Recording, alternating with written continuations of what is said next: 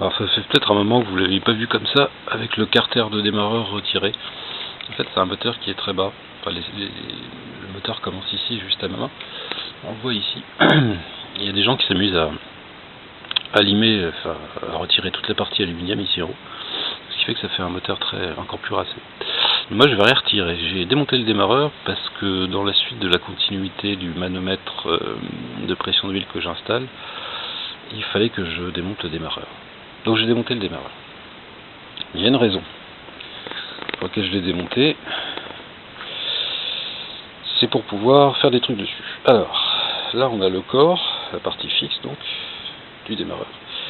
Là on a la partie mobile qui entraîne le volant moteur que vous connaissez, puisque ce stator, par l'intermédiaire de ce pignon ici, entraîne votre pied de gildé, voilà. Ce qui fait démarrer le moteur, enfin ce qu'il entraîne. D'autres morceaux, un peu partout.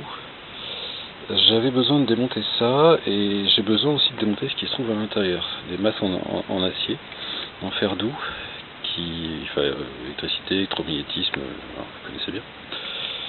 Démonter ça, ça veut dire retirer les vis qui se trouvent là. Vis qui tiennent ceci, il y en a 4. C'est un bout de ferraille, rien de plus. Et c'est tenu par des vis avec une portée conique. Alors la portée conique, dans la mécanique, c'est le système d'assemblage le plus costaud qui soit. Lorsque vous avez une portée mâle et une portée femelle, bon ça c'est la portée femelle, et voilà, ce genre de vis. Si jamais l'angle des deux est parfaitement respecté, une fois que c'est serré, ça tient extraordinairement bien. Quand vous arrivez 40 ans plus tard avec un peu d'oxydation et la saleté, des fois c'est extrêmement difficile à retirer, même avec le bon outillage. Et ben vous savez quoi, ces vis elles tiennent vraiment très bien, je le sais parce que je leur ai tapé dessus. Alors, et ben là on en est au stade d'examen final de votre statut d'assistante de 3e échelon mécanicienne. Comment extraire une vis qui ne veut pas s'extraire toute seule ou se démonter? C'est pas si simple.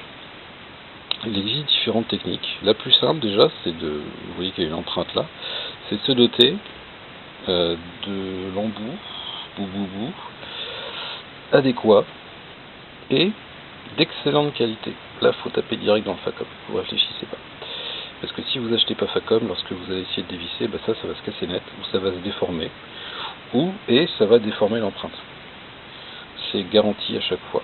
Donc vous prenez un cliquet, si vous avez un cliquet, parce que vous avez plus de prise, voilà, qu'avec un tournevis, et puis vous y allez franco. Ça veut pas marcher. Bon. Et ben quand ça veut pas, on se laisse pas démonter et on prend un pointeau. Alors ça c'était un pointeau avant que j'y touche. Voilà. Un pointeau c'est un bout de ferraille mais pointu. Et avec votre pointeau, vous allez procéder de la même manière qu'avec un tournevis. Vous allez, alors ça se dévisse en sens anti-horaire, vous allez positionner votre pointeau ici dans la rainure à l'extérieur de la vis, et puis vous allez taper sur le pointeau. Vous allez essayer de dévisser, mais en tapant. Deuxième étape, si ça marche pas, c'est un peu embêtant parce que là vous avez endommagé votre empreinte d'embout, mais c'est pas grave, de toute façon vous n'arrivez pas à dévisser. Si ça marche pas, vous prenez du lourd, donc un jet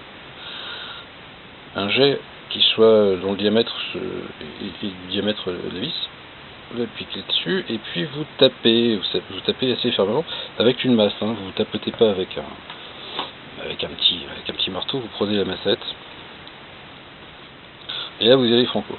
L'idée étant de choquer la vis pour essayer de la décoincer, parce qu'une vis serrée c'est une vis en tension, un peu comme un ressort. C'est en acier, donc l'acier étant élastique, il faut essayer de la faire se détendre. Souvent ça marche très très bien, une vis qui est complètement bloquée, on lui met un bon coup derrière les oreilles et c'est très efficace. On va dire, et ça a un autre intérêt, c'est que par exemple là vous avez déformé votre empreinte, vous tapez avec ça, souvent ça reforme l'empreinte, ce qui est très bien. Donc vous avez tapé, ça marche pas. Alors il y a une autre option qui est de chauffer en même temps. Chauffer parfois ça marche aussi.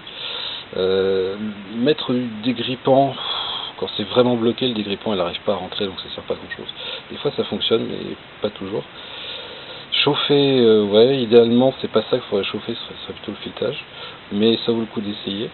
Et si tout ça ça marche pas, eh ben vous prenez un foret du diamètre de la tête de la vis, et puis là vous forez. Mais attention, vous forez droit, il faut que ce soit centré.